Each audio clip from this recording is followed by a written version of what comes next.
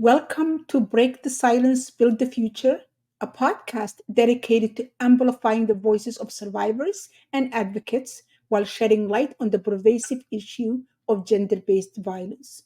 Join us on a journey where survivors find strength in sharing their stories and experts offer profound insight into this critical societal issue.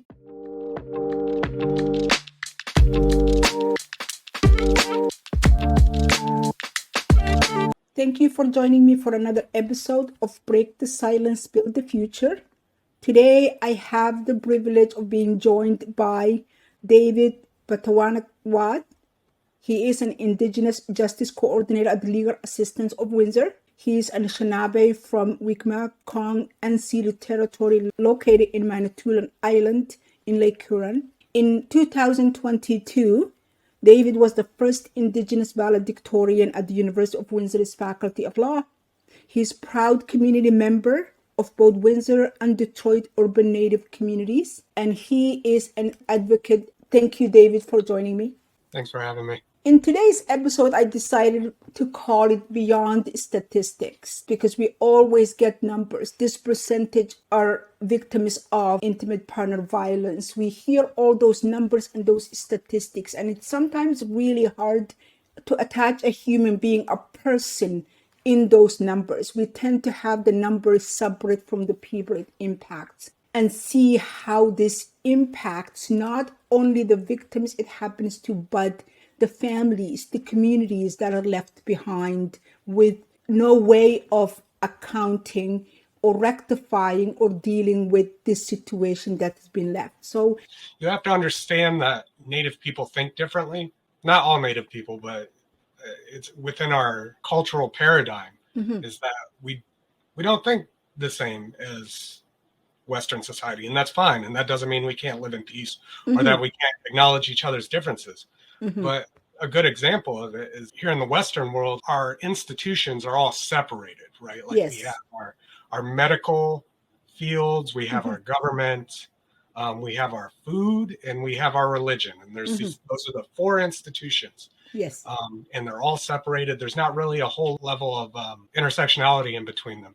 But that's not how Native people think. Medicine, food, government, and religion, they're all under the same umbrella amongst Native people. And so when people are coming to these Western institutions like a hospital for help with things like gender-based violence, are they really getting that comprehensive cultural care that they could from their community? That's something that I try to provide at Legal Assistance.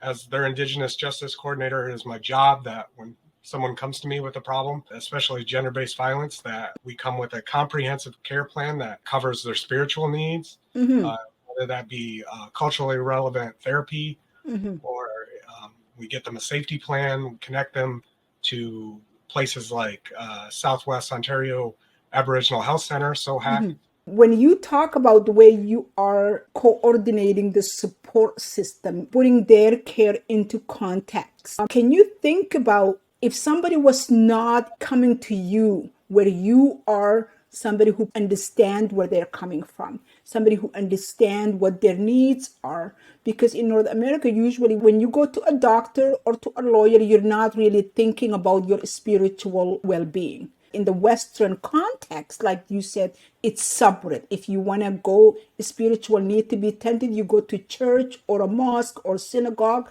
or wherever your spiritual need is being met. If you are sick or have a headache or a fever, then you go to the doctor and they give you a pill and you go on. So then I want to, if you could elaborate and speak to how, considering those cultural differences, how do you think the system that we have, unless somebody like you is embedded in there, how that system fails MMI and two-spirited people that are facing intimate partner violence and trying to seek help for themselves? How does the system tend to fail them? Yeah. Well, first off, you got to understand that those institutions that I just mentioned, medical, government, religious, and law, they don't have the greatest history of even listening to Indigenous people. The systems were born out of colonialism. There's just no other way to put it. Their roots are in colonialism, Mm-hmm. and those roots are deep. And I'm just one person, and there's a lot of well-meaning people, indigenous, non-indigenous. Everybody wants to do good. Mm-hmm. But it's a matter of building that capacity to do so in those institutions. And it's going to take a long time. We're not quite there yet. And, Mm-hmm. whether somebody that's facing gender-based violence goes to the hospital or goes to the police, we have come a long way from them just being outright not listened to. Mm-hmm. But does it still happen? Absolutely, it still Yes. happens. And that trauma there, that historical trauma is still there. I know plenty of natives out there that don't trust your major hospital systems. Mm-hmm. They just won't go to them, no matter what happens to them. Mm-hmm. And that is a totally reasonable, rational response to how Native people have been treated in this country by the medical system. We could talk for hours about how that occurs in literally every institution.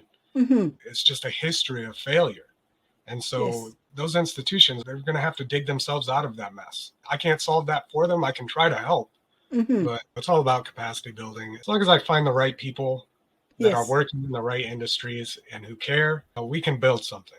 Yes. I Yes. try to stay positive about it. That is true. So, and I don't know if you can answer this question, but I was born and grew up in Africa, which was colonized for a long time by the Western world, even though at some point the colonizers left physically, but their ideals and the way things are done and how people should treat each other and feeling this tribe is better than this tribe and all that idea of creating challenges where somebody has to be better than somebody else and somebody has to oppress somebody else stayed embedded. In my country, Somalia, colonizers left 1960. But to this day, the country is unable to settle because the troubles left behind continue to reverberate, and anybody who gets into power becomes like that oppressor. Mm-hmm. So my question to you is, how do you think the colonizers and practice oppression of indigenous peoples by the settlers and the governments that followed, how do you think that infected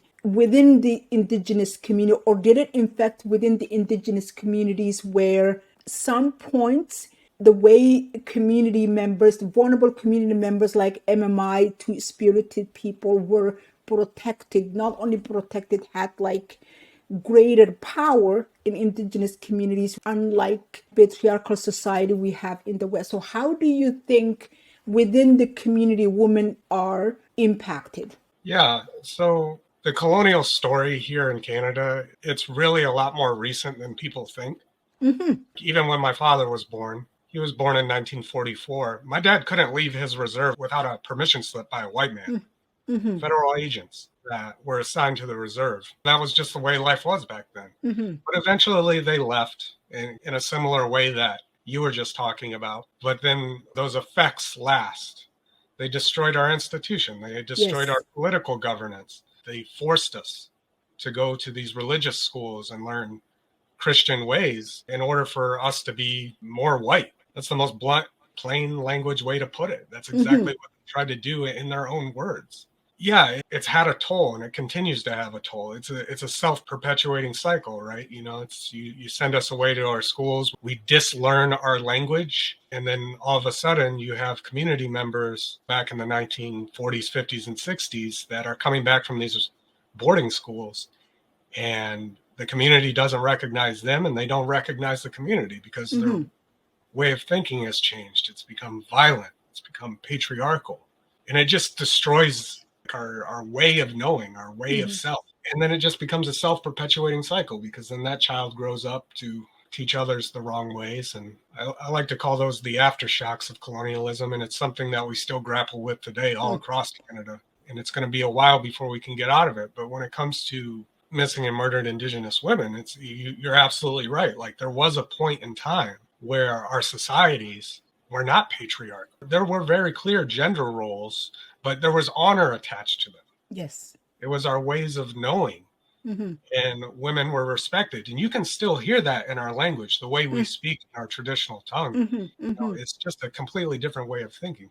Mm-hmm. Women have a lot of honor and a lot of things to be proud of in our communities. Mm-hmm. And colonialism tried to destroy that. And when you take all the power from the women in our communities, you're just left with men who've also, in a lot of cases, been destroyed by these aftershocks of colonialism. Mm-hmm. It just becomes a downward spiral. Mm-hmm. And we're still in that downward spiral, but we've at least recognized it now. And, that's always the first step in healing. Yes, yes, that's true. My next question is, what do you think are some of the things that make missing and murdered Indigenous women and girls and two-spirited peoples more vulnerable? What is it that works against them? They are women, they are Indigenous women. What else are there layering their experience so they are in this difficult situation they're in? Well, let me first off say that, Indigenous women, they face the exact same causes and risk factors of violence as any woman does. But you're absolutely right. They face a lot of different risk factors that are related both to the present Mm-hmm. and past marginalization of Indigenous people as a whole.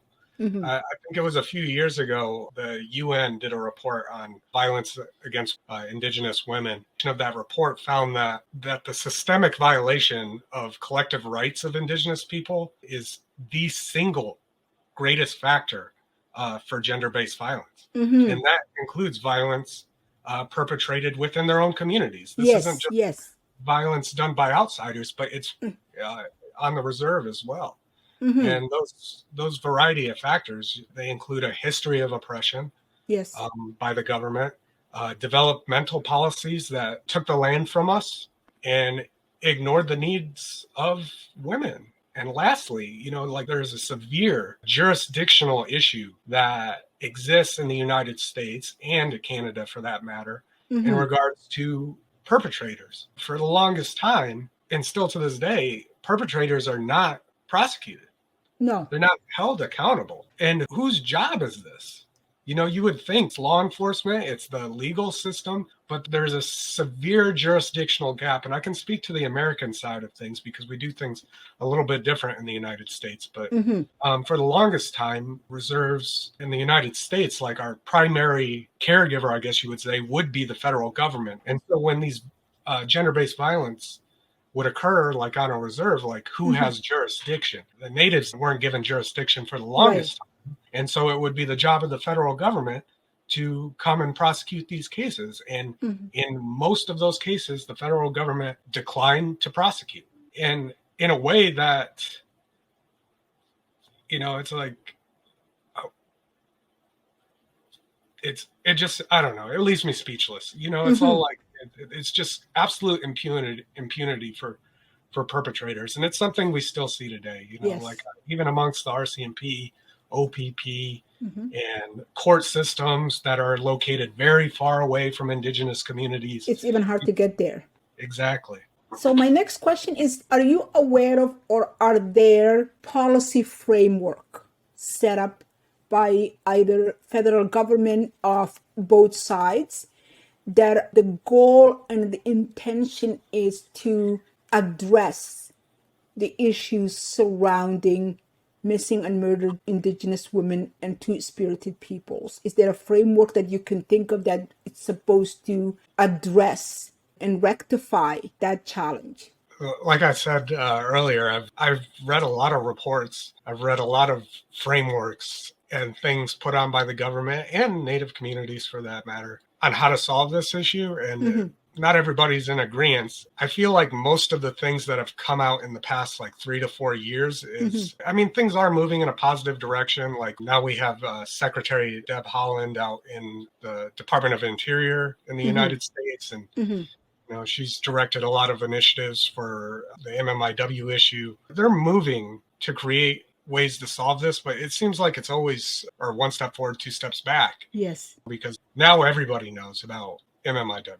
Everybody knows about gender-based violence. Even our local communities, like even Windsor, I believe gender-based violence was declared an epidemic in this city. It's something that just can't really be escaped anymore. But when you start talking about Indigenous people, they try to separate it from the larger issue of gender-based violence. So like, okay, we finally got everyone's attention. Now let's move this issue forward. And then you have things happen like what happened in Alberta. it just breaks down that trust and the framework goes nowhere. The work gets caught up in endless governmental committees and research reports. Don't get me wrong, those reports are important, but there's been dozens of reports from all different sorts of nonprofits, non-governmental actors, and governments themselves over the past 20 years. We know the issue. I think it's about time that the governments take a step back and empower the individual indigenous communities to handle this issue with their own capacity. Nobody knows how to solve this better than indigenous people themselves. Yes.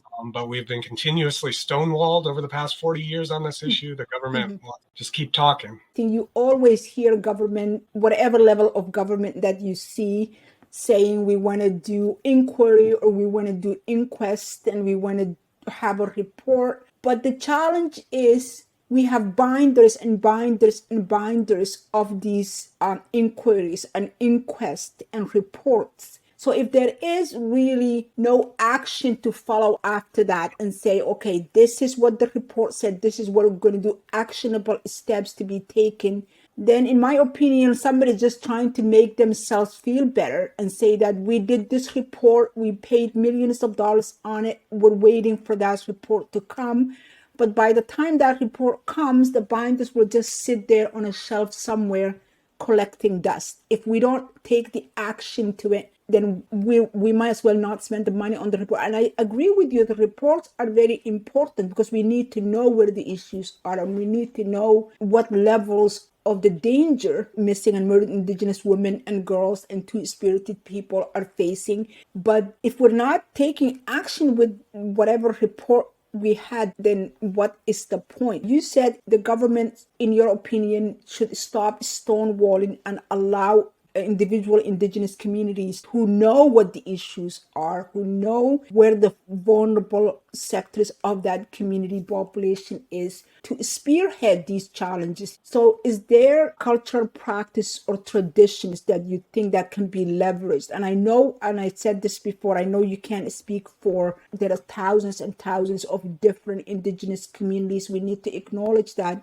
with the different practices and traditions and understanding of concepts.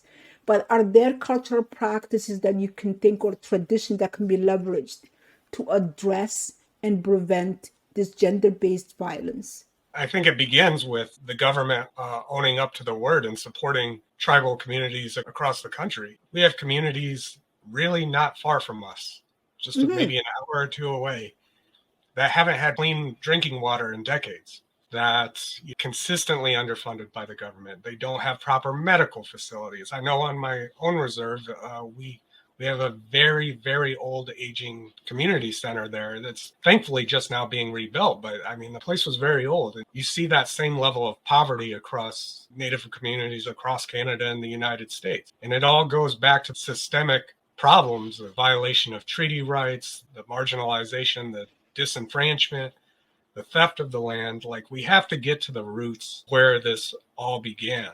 And one of those roots is when they tried to destroy us, declaring our identity illegal.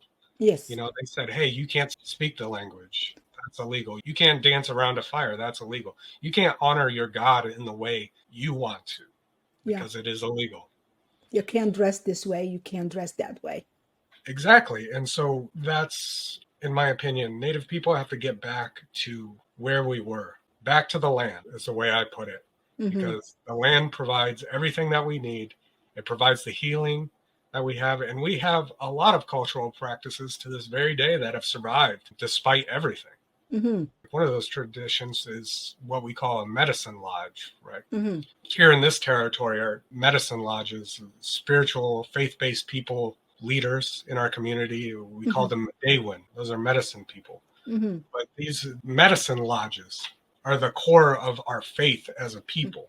So if we can restore our faith in one each other and get our young men back involved in these lodges and make them cultural leaders to pass on to other men, then I think we'll be just fine. But that's easier said than done. We have a limited amount of language speakers in this region that have that cultural knowledge. They can't be everywhere at once.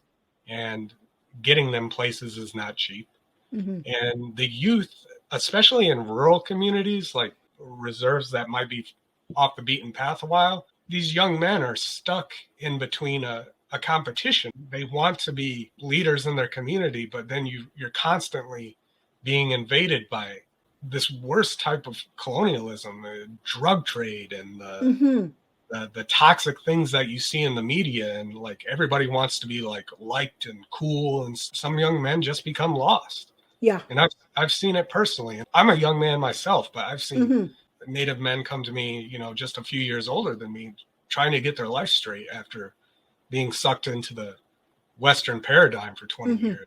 If the colonizers or settlers or governments that followed had their way, the idea was there would be no indigenous person left around that could say, I am indigenous, identifiable indigenous person in faith and in language and in practice and in ceremony. So when you look at that, you could see how resilient indigenous nations, indigenous communities are to still have people as young as you are that are still saying, I am from this reserve, I'm from this community, this is my name, instead of having Robert Smith that we don't know what the indigenous name was.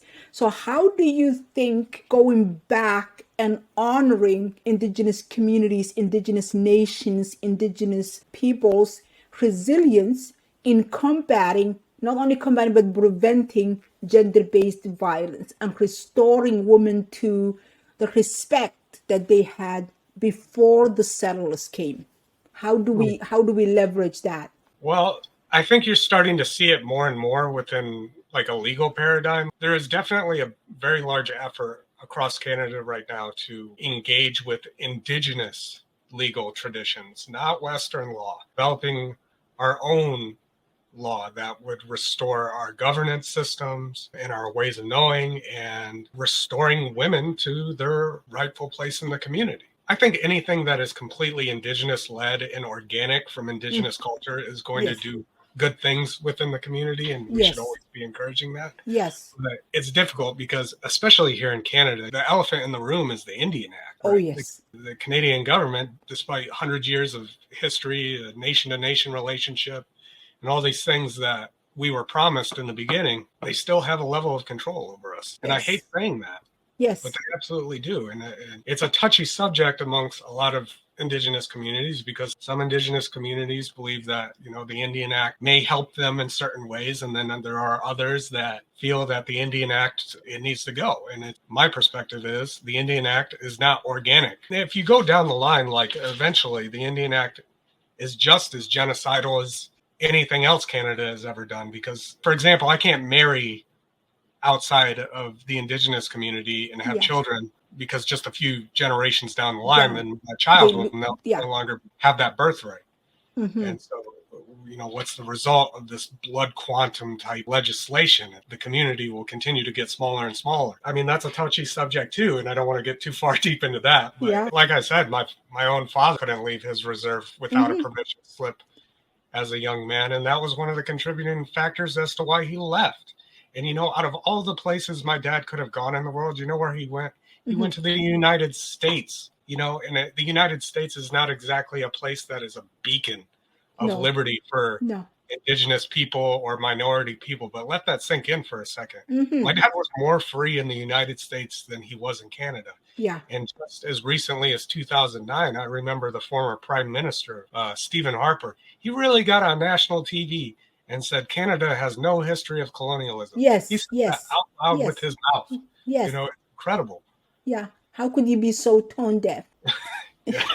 It's just beyond me. My last question is the need for cultural competency. And you spoke to making things organic to the indigenous people it serves.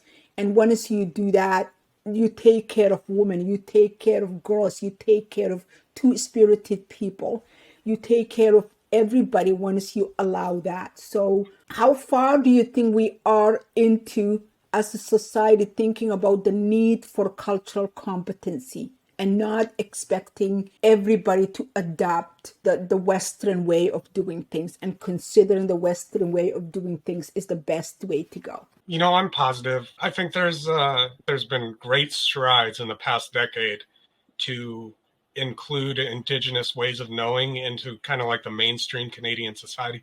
Not far from my legal clinic, the University of Windsor Faculty of Law, they just had a great renovation. There's plenty of Native motifs in the walls. The whole building was designed with Indigenous knowledge. I mean, I was amazed when it opened up because I thought to myself, I'm like, wow, this is the first time I've ever walked into an institution and saw myself in it. And I'd like to see more of that in other sectors of society too. And there's definitely a big push nowadays. And I know some people kind of mock it for its because sometimes it can be seen as tokenism, but like diversity, equity, inclusion is really taking off amongst a lot of different sectors in society. And I know some people think it can be token or performative, and it definitely can be.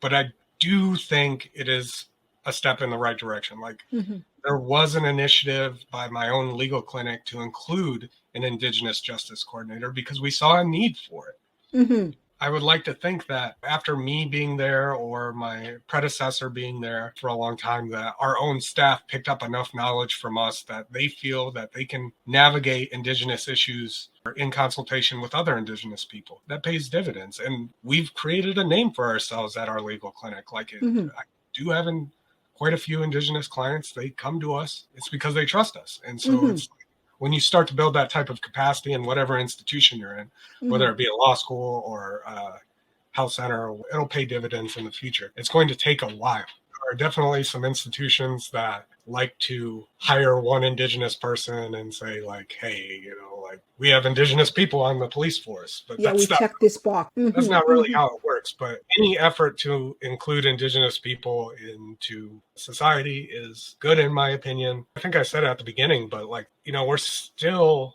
despite everything, at the beginning of this new struggle.